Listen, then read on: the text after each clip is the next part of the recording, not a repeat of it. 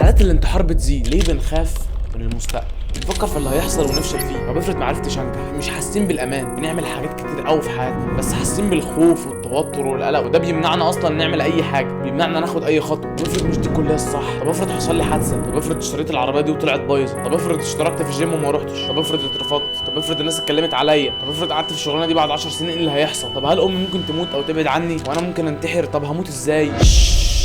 انت دخلت الفيديو الصح، كمل معايا.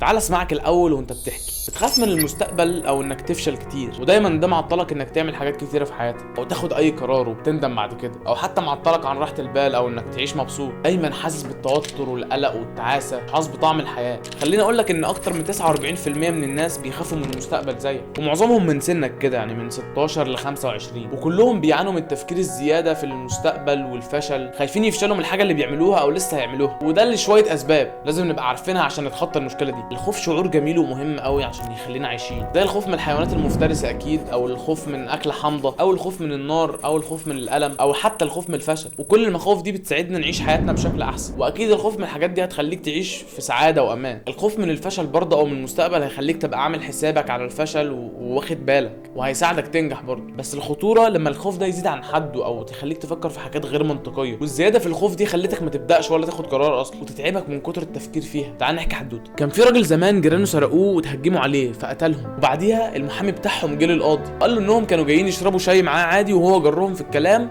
وراح عمل اللي عمله. واول ما الراجل ده حس انه بيتظلم والقاضي هيجيبه ويقتله، راح استخبى تحت بيته في اوضه كانت تحت الارض، بس محدش كان عارف مكانها غير مراته، وهي اللي كانت بتديله اكل وكده. ولما مراته ماتت عياله سابوا البيت ومحدش بقى موجود في البيت خالص، وجي ناس سكنت في البيت وناس جات غيرهم وغيرهم وغيرهم. هو كل ده بيطلع في السرسبه يجيب اكل وينزل، وفضل كده 37 سنه من ساعتها وهو قاعد تحت الارض. واكتشف في الاخر بعد كل السنين دي ان ام العيال الحراميه ساعتها راحت للقاضي وحكيت له فعلا انهم حراميه وبيتهجموا على الناس، وان ولادهم ما تربوش والراجل عمل الصح. بس اكتشف الحقيقه متاخر. المغزى من القصه انك فعلا عامل زي الراجل ده اللي وهم نفسه بحاجه ما حصلتش وفاكر انها هتحصل، بس في الواقع دي حاجه ممكن ما تحصلش. يعني هو حاجه في عقله افتراض وتصرف على كده بقى، وحبس نفسه بنفسه 37 سنه تحت الارض. فالفايده انك لو فكرت دي حاجه حلوه قوي، وخفت مثلا شويه عادي، بس الخوف ده ما يزيدش عن حد لدرجه انه يحبسك او يخليك يعطلك مثلا انك تاخد اي قرار. لما الخوف بقى بيندمج مع القلق بيعمل حاجات اسوأ. عارف الكيكه اللي الحاجه بتعملها هي بيعملها دي؟ ممكن يكون الخوف ده بسبب انك مش واثق في قدراتك، او حاسس انك مش قد اللي هتعمله في المستقبل، قلقان بزياده وعمال تفكر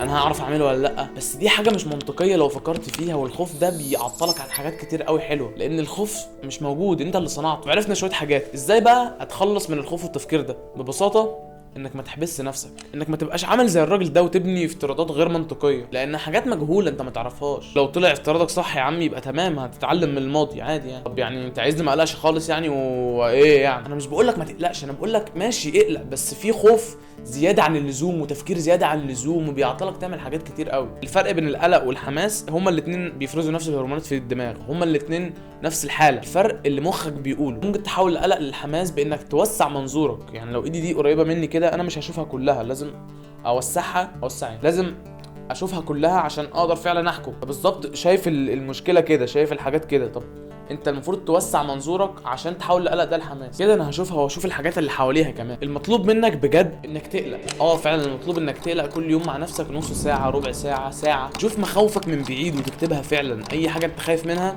تقعد تكتبها. طب انا ليه خايف من كده؟ طب لو عملتها طب ايه اسوء حاجه ممكن تحصل؟ احسن حاجه ممكن تحصل؟ طب لو الحاجات دي حصلت طب هيحصل ايه؟ انا خايف اشتري البتاعه دي ليه؟ عشان خايف تطلع بايظه ويتنصب عليا. طب ازاي اتاكد ان العربيه اللي هشتريها دي مش بايظه؟ واحده واحده تبدا فعلا تشوف المشكله بمنظور اوسع. القلق ده واحده واحده هيتحول لحماس، وان انت فاهم الموضوع مش قلقان منه، لانك خلاص لميت بكل الموضوع. طب هعرف اسوق، هتعلم السواقه. طب اتعلم السواقه ازاي؟ تلاقي في حلول كتير قوي انت ما كنتش شايفها، لانك كنت عمال تفكر في حاجات معطلاك اصلا عن حل المشكله دي. انا في اخر السنه وما ذاكرتش. طب هذاكر ازاي؟ ليه مش هنجح؟ عشان ما ذاكرتش. طب في فرصه اذاكر؟